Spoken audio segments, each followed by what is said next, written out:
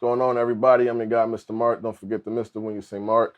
Welcome to another episode of Chop It Up. I'm here with somebody who's very talented, creative mind, actress, entrepreneur. She does it all. She gets the bag, you know what I mean? And she's an icon, and she's golden as well, right?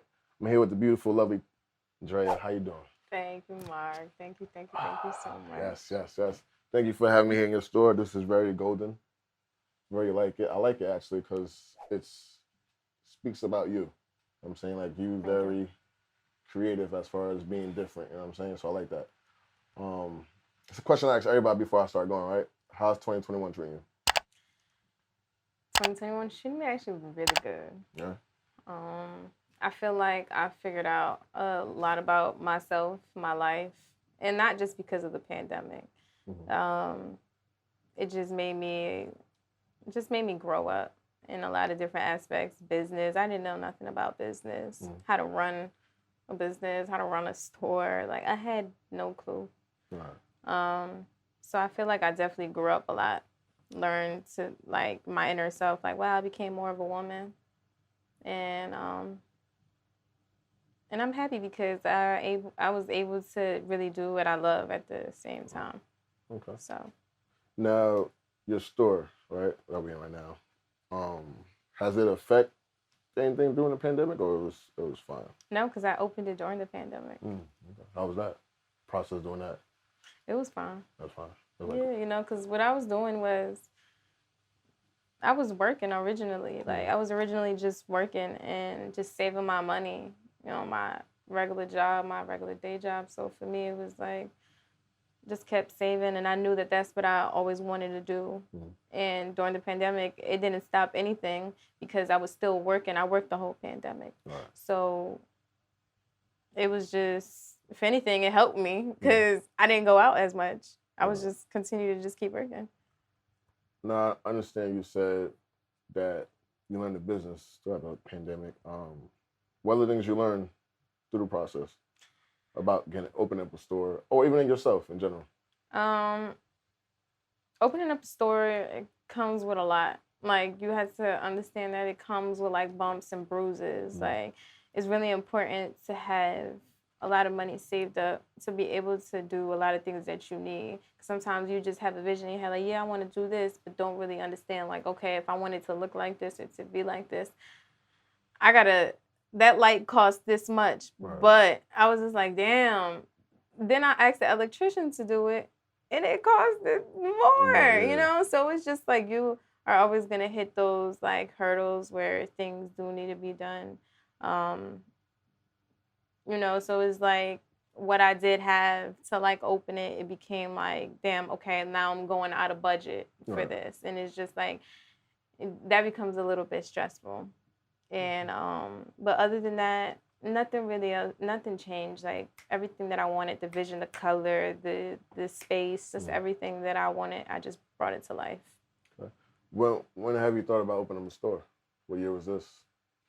I wanted to do it in, like, 2019. 19? Okay. Yeah.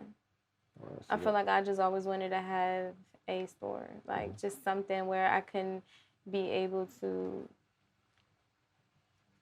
just let people just come in and enjoy it and just see and just pick and grab, because people ask me over social media and things, and I feel like I can't. That's not good enough sometimes for people, or that's not good enough for me.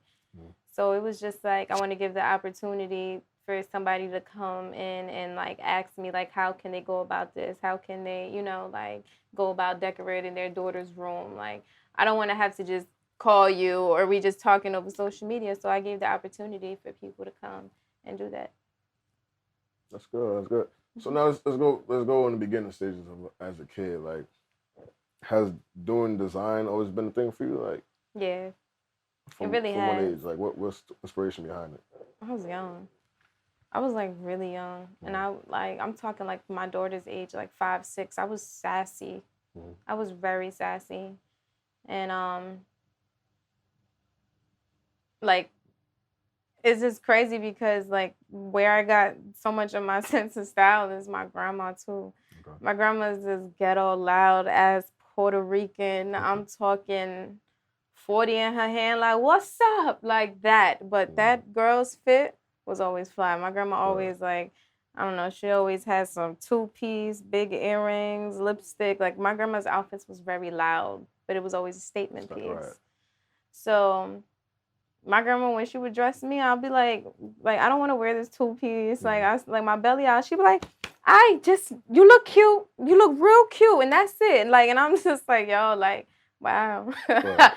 She crazy as hell. Like, and it would just be like, damn, but I actually really do like it.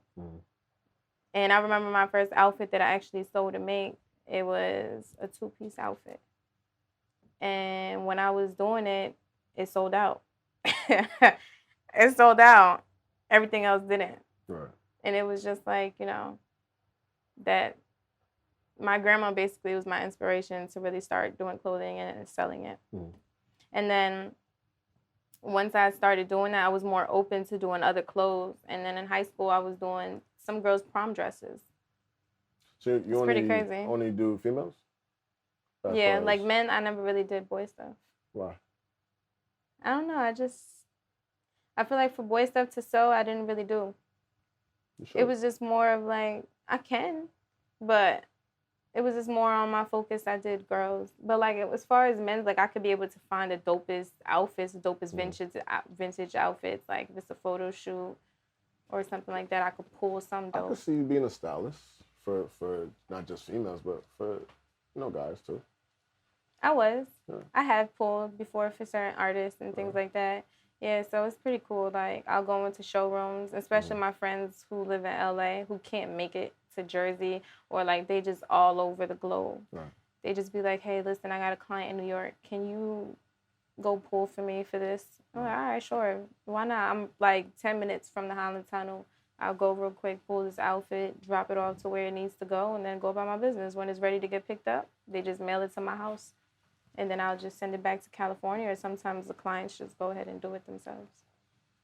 See, I can't dress, right? So then as you said that, I can actually hit you up, hey, you got me, what's up? Being a stylist is very tough, too. That's another field. That's another business. That's another life. You don't got time for that?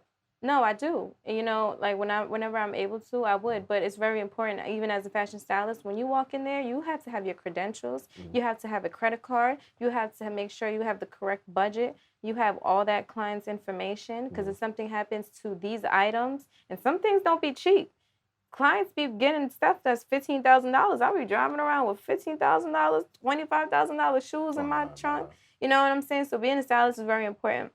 You have to make sure you get all the merchandise back, everything the correct way.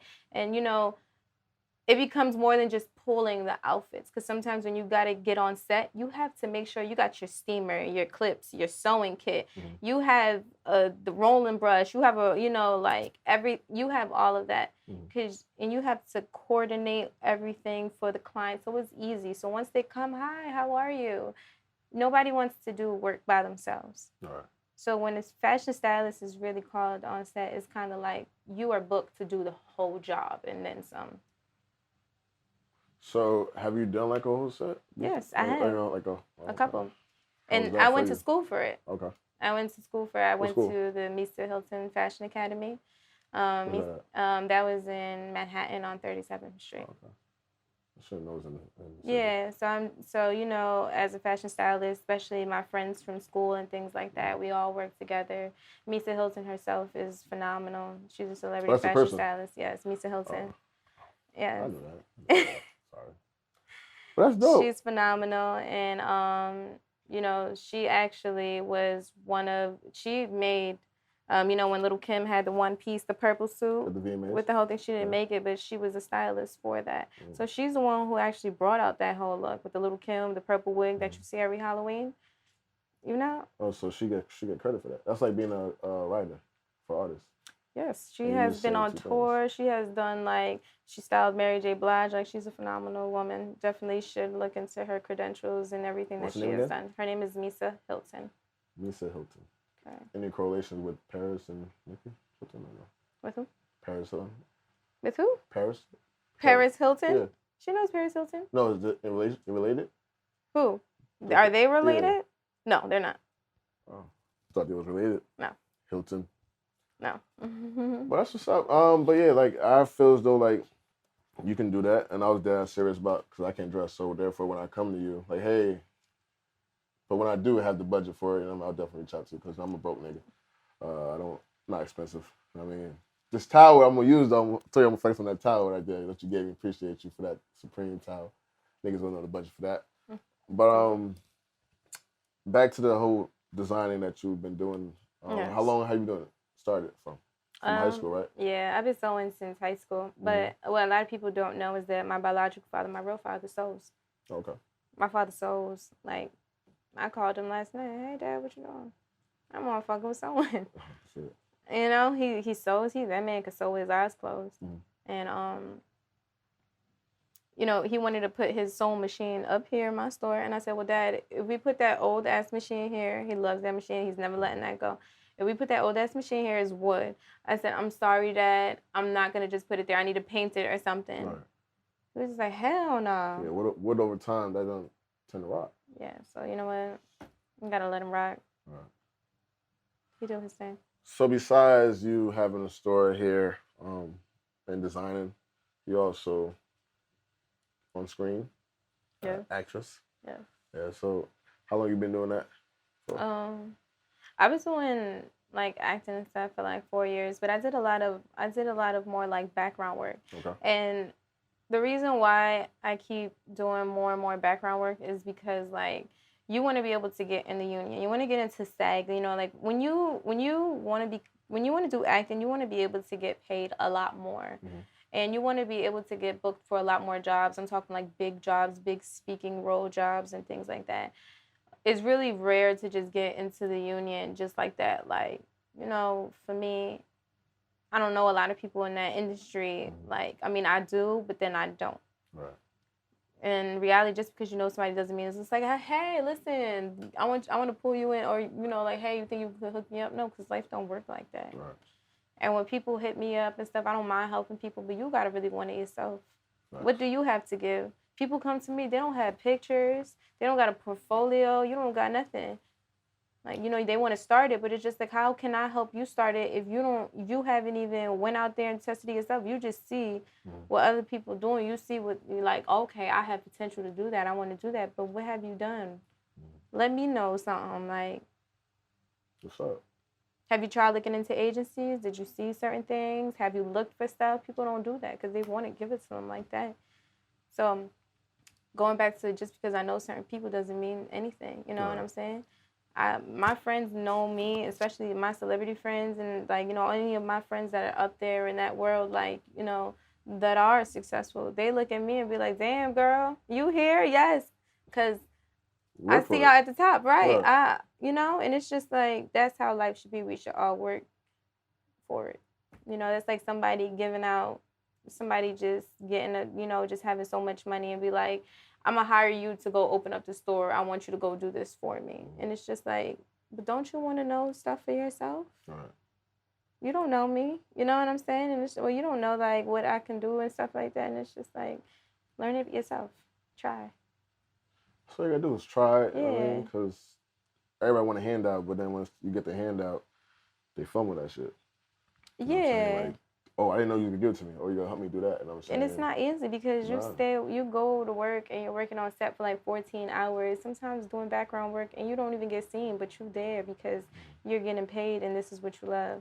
It's like you posting your work on IG and people just see the work that you just did. They don't see the behind the work process you did to get there. Like the hours you put in from sewing or this and the third. Like niggas don't see that. And they just want the reward for it versus that you put the work in. Right, basically. You know what I'm saying? Like, that shit is crazy.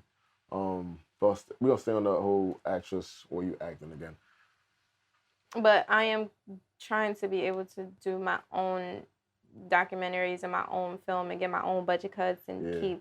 That's what I'm really trying to focus on. Whatever comes to me, and I get to my emails and they be like, hey, listen, the casting directors want you to do this today, or, you know, this day, like, can you work this day, like, on set and blah, blah, blah. I'll be like, sure, why not?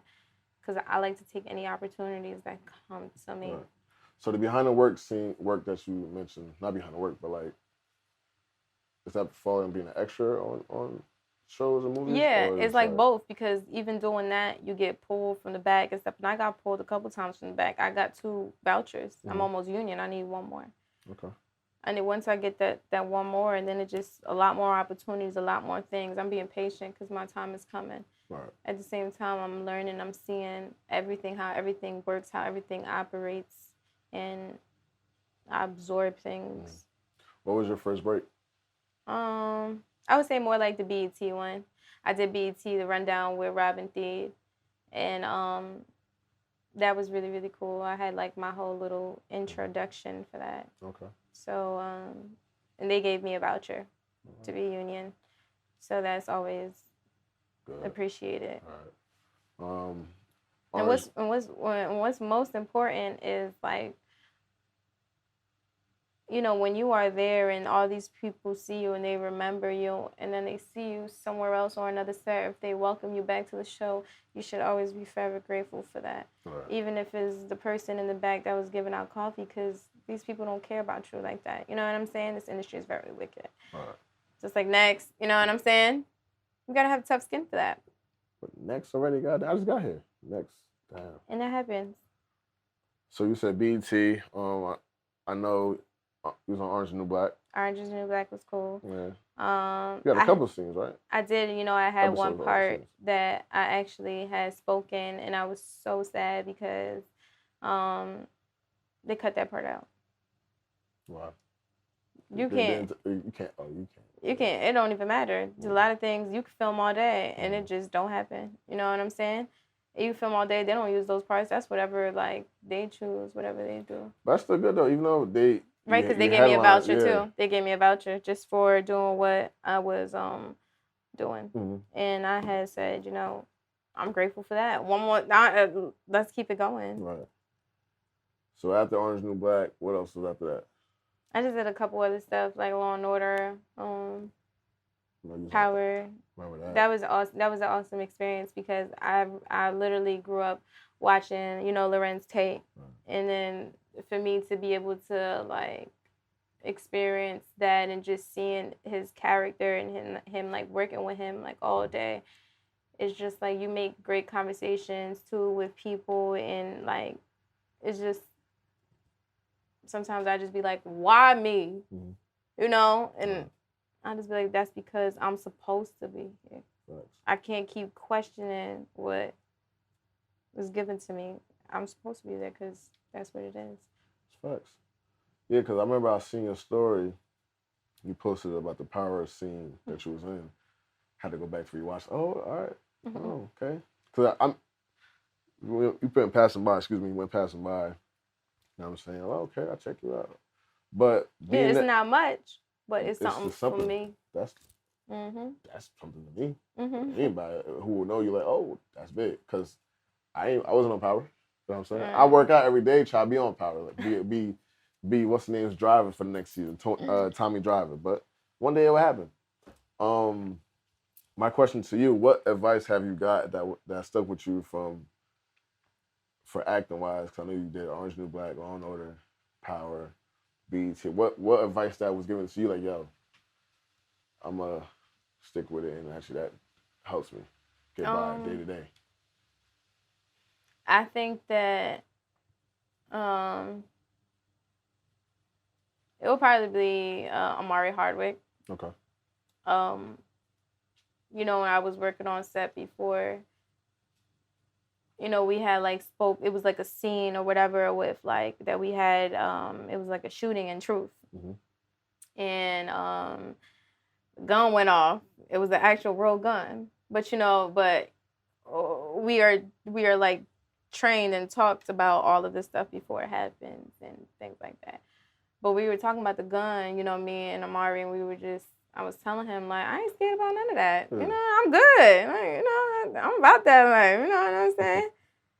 And we spoke a little bit about, like, guns and, like, my parents and things like that. And it was just kind of just like, damn, this girl do a lot of different things. Just like, keep it up. Right. Whatever you're doing, you got to keep doing. And then he had spoke about in an interview about him working 20-odd jobs, and it stuck with me. It was just like, because in his mind, And in my mind, I'm just like, this man I know has worked 20 countless odd jobs to get to where he's at. Right. And that stuck with me because that's me right now. Right. I have worked in so many different fields while still trying to chase my dreams. Like, it was just weird. Like, it's not weird though. I mean, it's just weird when you just like keep trying to just be like in and out of jobs. I remember when I was just working restaurant to restaurant all over like New York City, but I was still trying to go home and like get my mind right, go sew some shit. You know what I'm saying? It was just like, damn, I just wish that I could just stop jumping from job to job. Now tomorrow I'm gonna be at a call center place or something. You know, like something simple, like for me to get by. But I was always happy and content because that was my life, and I was just like, but I knew that this is not the life that I wanted to live. Like, I'm in school, I'm doing all this stuff, I'm interning, working a real job, I'm trying to figure it out. Like, why is nothing working? Right. So back to what he was saying was stick to like, like keep it going, and whatever it is that I'm doing a million different things, but I'm gonna keep going. Facts. I'm not gonna stop. Never give up. Right. Keep working hard because once you work hard, the reward's gonna pay off. Right. You know what I'm saying? So keep doing that. Are you back on Power again? I just did not yesterday, the day before yesterday. I was working on the Ghost Power book too. It's a lot of books for that. Yeah, Ghost Power book or whatever. So Power book goes. You got Ghost, and you got Kenan, you got Tommy, you got. I haven't watched it since Ghost died. Like literally since that season. I'm still hurt that Angie died. Yeah. That was my girl. And I knew all about it. You can tell awesome. her, yeah. It was just awesome. And I watched the damn show, so I was so crazy over it at that time. But now I don't know what the hell was going on. But the day before yesterday, it was like Tariq and the other guy from, I believe it was Family Matters. Somebody had posted him at like working at a Trader Joe's. And then, that's about, no, not from Family Matters, from Cosby Show. A Cosby Show. And Jeffrey? No, it's not Jeffrey. Yeah. He was with Jeffrey. Tariq like the day before yesterday, and we was working a scene. Like, yeah, because he's like the lawyer for Ghost or something like that, for insurance claim, whatever. Yeah, so that was pretty cool, but whatever. Yeah, so let's tap into one of the other bags that you do. Maybe not seriously, but you dope. The whole rapping shit. Thank you. You dope. I mean, yeah, you a little nervous with this. A little nervous, but not. Because I was never a rapper. But not. The freestyles you put out, I enjoyed it. Thank you. I reposted it. I appreciate it. You know what I'm saying? What made you want to do that? So I feel like I've always rapped and stuff. I made a song when I was 13 talking about get that cash with my brother. Like, who was I? But I feel like my brother and his friends always done stuff like that. And every time, like, I would try to interfere or just do what my brothers did. I got a lot of brothers. But every time I tried to do what my brothers did, like, it was always one man, one Dre. And I would be, like, trying to crash him and his friends or whatever. And they'd be like, yo, Dre, your little sister in here again. And just, like, he'd be like, get out. Like, my brother would never let me chill. Like, he never let me want to live. I'd be like... So, as we got older, and then, like, I would go with him. Like, he never invited me to, like, the studio. Right. Like, never. Like, so as adults, I was just like, yo, like, let me fucking get in the booth, my man. Like, let me try. Like, come on. Like, I got some shit to say. It ain't all about you. Matter of fact, I'm probably better than you. Sure enough. 13. I love you, Dre.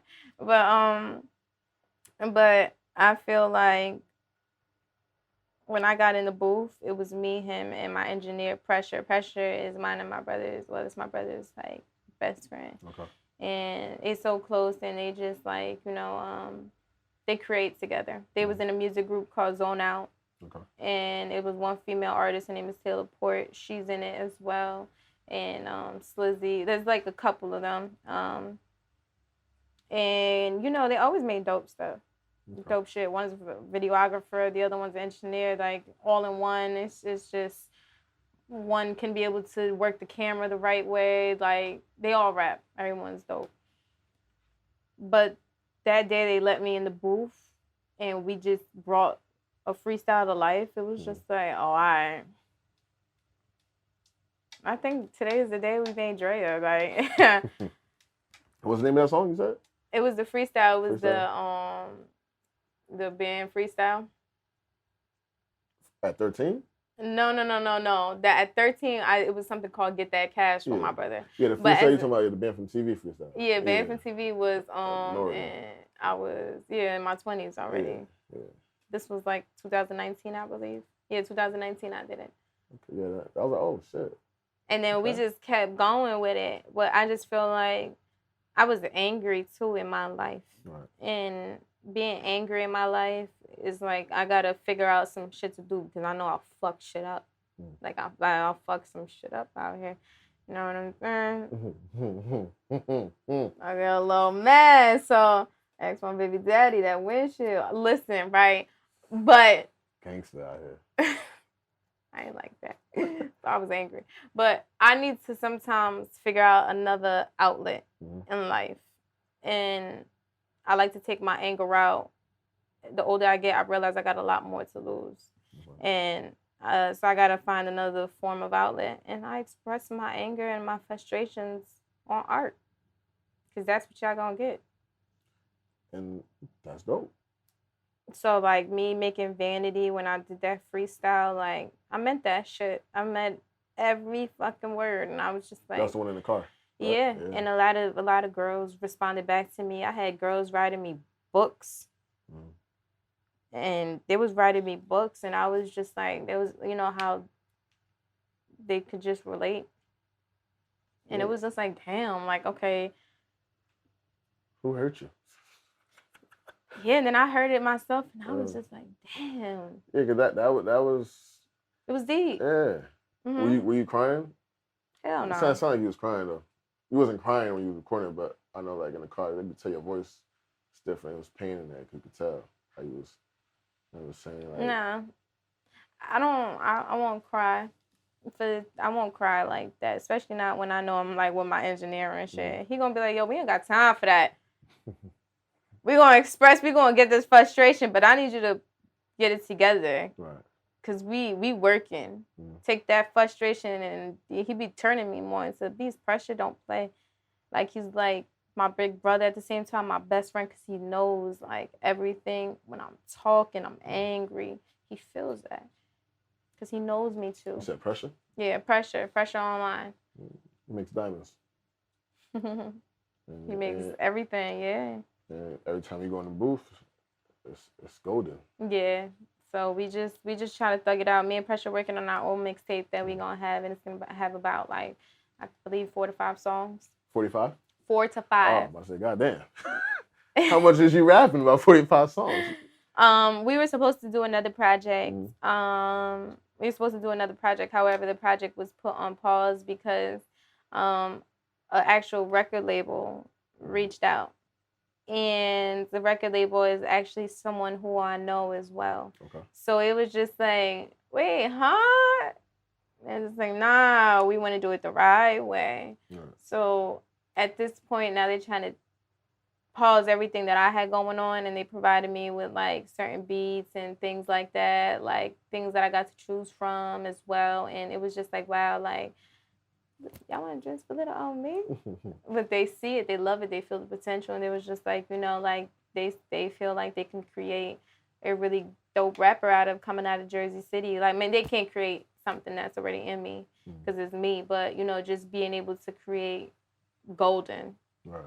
And I had to think about that. And I thought about it because I went home that night. It was just like, you know, like, I'm not saying, like, oh, my God, like, it can, like, get that big. But then I was just like, it can get that big if I do put my mind to it. So I thought about it, and I was just like, okay, this is what I'm going to do. And I love it. So I'm going to work on it on the side. Okay, so that was my next question. So, like, if opportunity was to present itself, which avenue would you go? The rapping side, actor side, or The designer side. It's gonna be all three of them. It's always gonna be all three.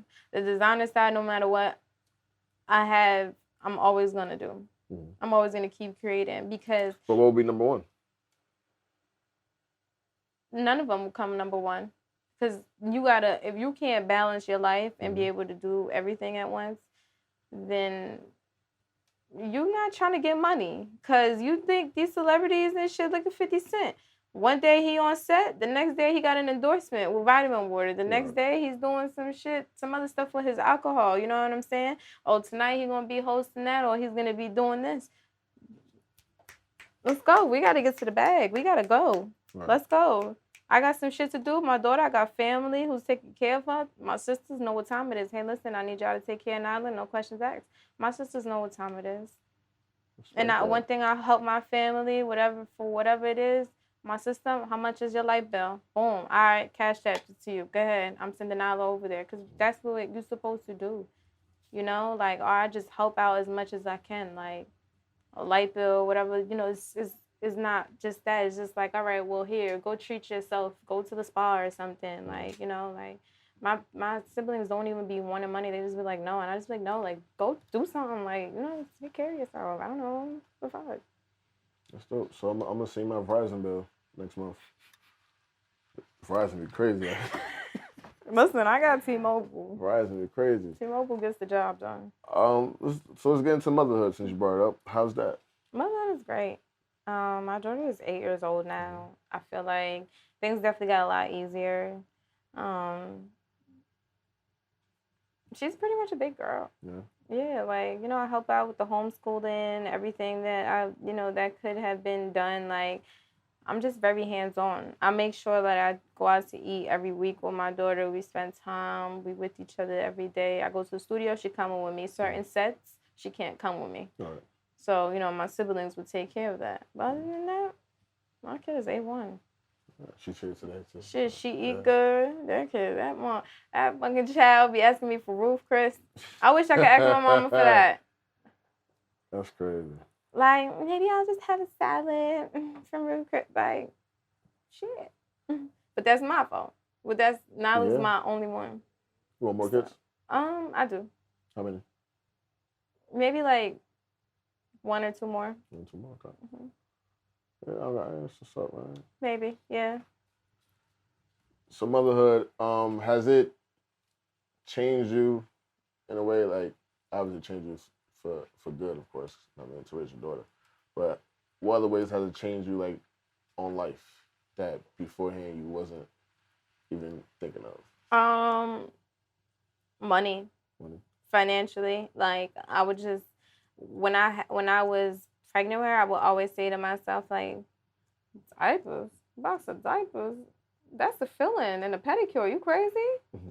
Oh no. Because when I was pregnant with my daughter, I told myself I was not gonna keep her. I said, nope, I'm not keeping her. Well, I can't say her because I didn't know what she was at the time. Yeah. But I was just like, I'm not keeping it. What changed your mind? I think life overall. I was just like, like, my daughter's father's not a bad person. We had our ups and downs a lot. And now I just feel like I'm happy because at the end of the day, like, he's not somebody who's out running around. He don't do all that extra type of shit. Like, he's not in the like the streets. Like, he don't get in trouble by the police. Like, he's a very calm person as well, in that type of aspect. He got his bachelor's in science. Like, he's very smart. He went to Whole University. He got a phenomenal job. Like, this motherfucker smart as hell. He's low-key a geek. Oh, shit. So, like, sometimes you got to be grateful for that. And it took me years to realize that. Mm. And, it took me a lot of growing up to do, too, because I was doing a lot of dumb shit, And in reality, I really didn't want my family. Mm. I'm glad you. And I came to the realization, like, I said I wouldn't have done half the shit that I've done, or a lot of the childish shit. Mm-hmm. It's reality, because I didn't want it. Nobody's gonna act like that if they don't want that shit. I'm glad you didn't decide to go that route. Yeah, and I feel like I fell in love with someone else, Mm-hmm. and after 10 years of like really being like in and out with my daughter's father, I fell in love with someone else, Good, and that was man. very hard. I've never have, and I did. So. Good. Yeah. Do you think having it, having your daughter made you go harder? Um. Because I know you said at the time before when you found out you were pregnant, you was thinking about Yeah, not. but for me, it was just like it's the same. Like Mm-hmm. you want to be able to. You can't when you have a child. You can't be selfish. You gotta want your kids to like look good and feel good about themselves too. You want them shit. You eating good. Why can't they eat good? Right. So that ball is really all in your court. If I know that that's the type of stuff that I like, I'm gonna go hard regardless. Facts. She's just gonna enjoy that with me because at the end of the day, that's what you're supposed to do. I go on vacation and stuff. Shit, we're going to Puerto Rico next week. There's a time and Oh, a you too? place too. Yeah, me and my daughter. I'm like, yeah, just us two. We out. No, I'm sorry. I'm going to Puerto Rico too next week. You are? In my mind, I'm going. In my mind. Through your story, I'm gonna be. I'm sorry, I'm already. Through your story, I'm gonna be there in your Okay. stories. You know what I'm You saying? gonna live through it through me. Yes. Okay, that's We good. Cause all I gonna be do. there. Yes, I do. I do it too. Yeah. Yeah. But nah, that's dope, man. Cause like I like our age. You know what I'm saying? Who's parents and actually involved with the kids, like male and females. 'Cause a lot of us males, you know, get the shame of not being a father Yeah. figure. But I like how you said that. Yet the father of your child is involved and is a good person because you know a lot of females like to throw the nigga under the bus. And I'm glad you didn't do that, so I respect that. So that's dope. Yeah, and it's just like he's great. He Mm-hmm. got himself his own house for him and his daughters and things Mm-hmm. like that. And it's just like I'm proud of you. Continue to keep going. You know, shit, you driving around a brand new foreign. Like, it's just like my shit. I can't get in there, but whatever. Nah, that's dope. That's dope. Um, Outside of camera, you also mentioned on camera too. As far as documentary that you're working on, wanting to do, um, has always been like on screen doing interviews was a thing for you? Because I know you done with the lady we talked about. I forgot her name. The mother of the. Yes, Yeah. I was working on the documentary of the mother of Tony Wells. Right. Tony Wells actually passed away. She was murdered by her ex-boyfriend, and who she was currently pregnant with. And the little girls left childless. You hear me? The little girl's left childless. She's left parentless. And it's a sad situation when a child has to go through that, such a traumatic experience at such a young age. You got to grow up the rest of your life without your parents. And it becomes more than life itself. It's your mental state of health. This child's got to live through that every single fucking day. Every day. Did you know the girl? I did not. I got to meet them. They gave me the opportunity to. I presented to them. I was following the family, and then I had decided, like one day I wanted to create. How can I love film and I love furniture so much. How can I create 2-in-1?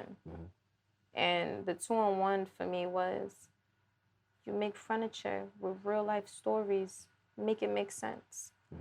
And it took me a very long time to be able to think of something like that. And the way how I did it was just like, wow, like I know my power.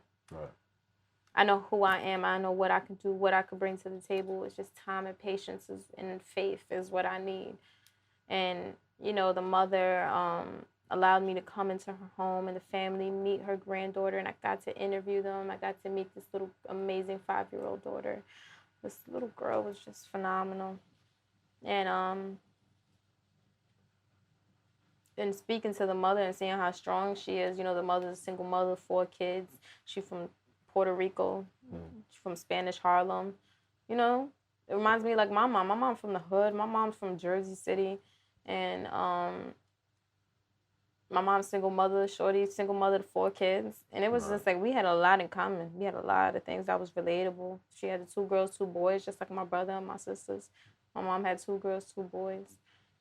And the daughter was the one that was murdered.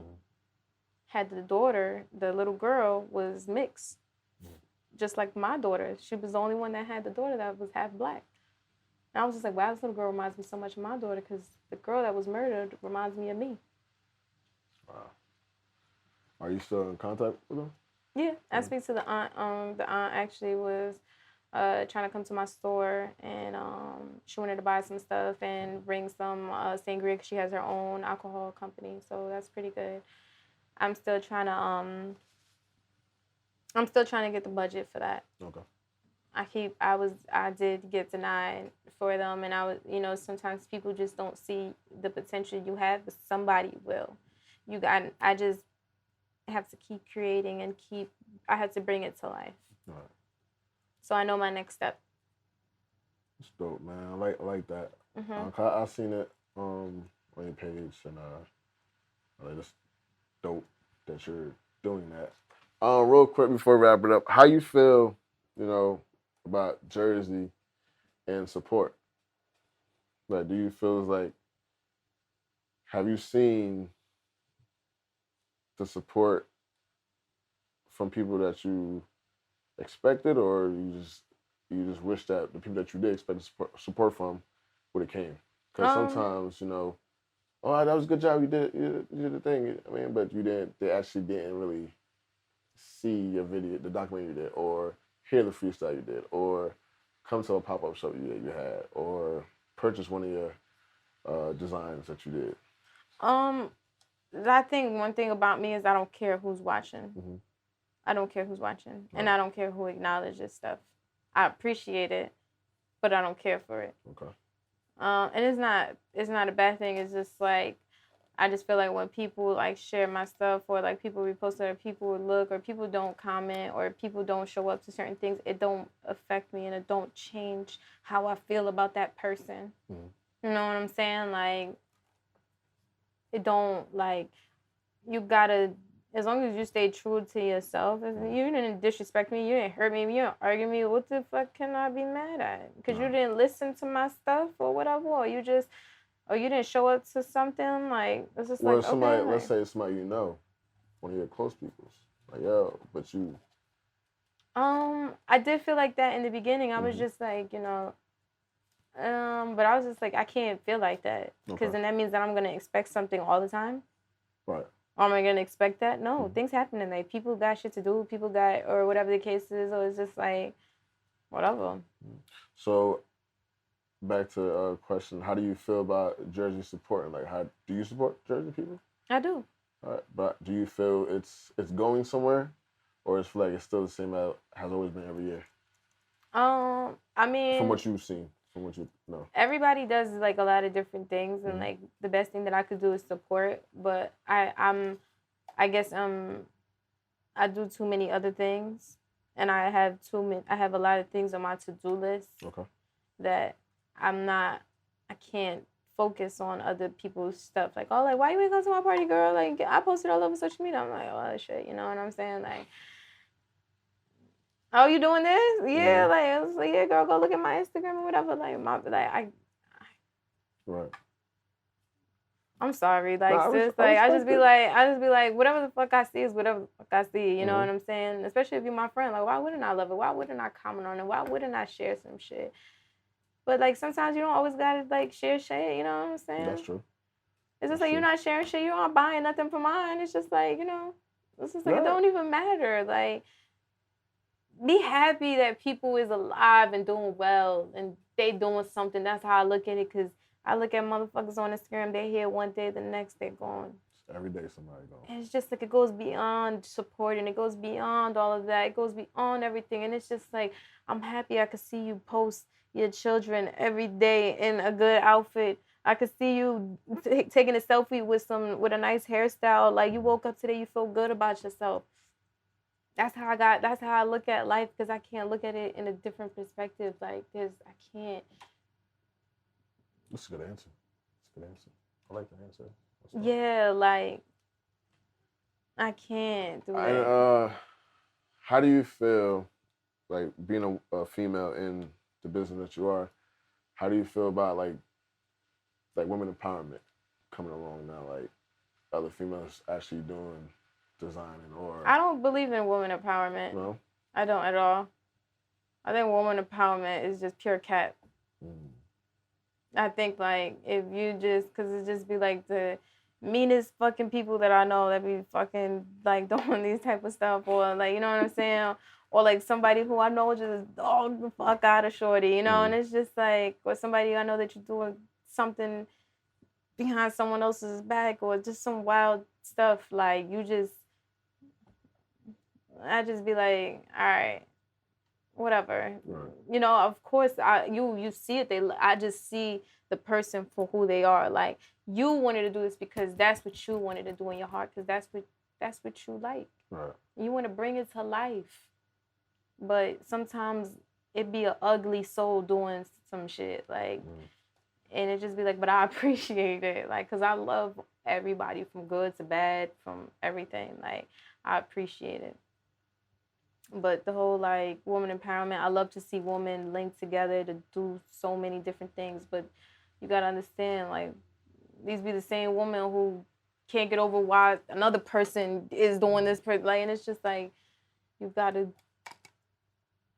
just love all. Facts. But I think the whole woman empowerment thing is just the name. People don't hold up to that name, so that's why I think it's like cat. Okay.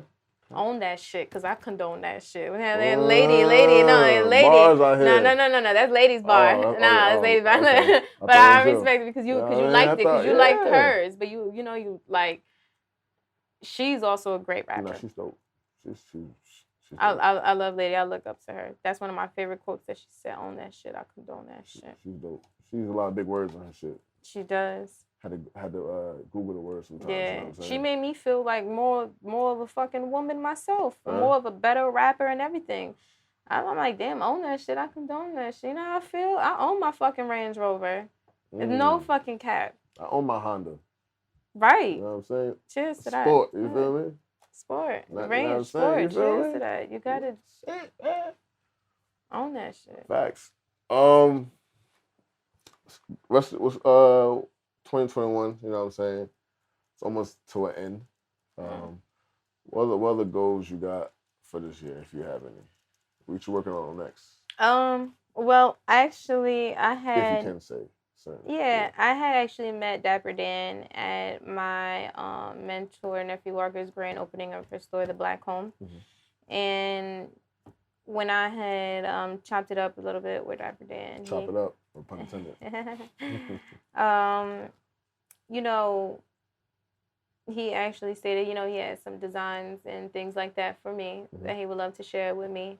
I think I was just like, wow, Dapper Dan, you know what I'm saying? Dapper Dan is the man. Yeah. Gucci. You know, and so I feel like, you know, I'm just creating like my next amazing pieces that I want to use for the fabric that, you know, he sends me and things like that. So I'm waiting for that, and I'm just excited for everything that life throws at me and brings to me, because, you know, like, he didn't have to do that. Right. He saw that because he believed in me. He saw my work and said, I want to be able to create with you. That'll be dope. That's very iconic. I'm ready to see that collab. You know what I'm saying? I'm gonna bake me a fucking cake at home. Turn up. I'm what? Turn up for I'm gonna pop my own champagne bottle at home and everything. Having my own fucking party. What? Dapper Dan? Can't Dapper tell me Dan, shit. man. You know what I mean? He want to create what with me? With what? Me? Golden. You can't sit with us. No, let me stop. I mean, Drea, appreciate you for having me here. This is a lovely place you have here. I like the picture. Thank you. I told you that when I came here. Appreciate the gift as well. The drinks, the beverage. Stay golden. Thank you. Continue. I appreciate that. I appreciate you. I mean, for this is not me bullshit. I know I joke around a lot of times, but it's coming from the heart. You play a lot. I've been told that. You play a lot. He play a lot. I've been told that. I know him for so long. I've been told that. He's a jokester. But I'm glad we actually sat down and chopped it up. I'm a fan of your work. Thank you. For I appreciate continue to be great. Continue to be an icon. Continue to get that bag. I mean, Cheers. yes, sir. Until next time, yo, subscribe. We're going to put this shit somewhere here for y'all to subscribe. You know what I'm saying? Until next time, Mr. Mark, chop it up and stay golden. You're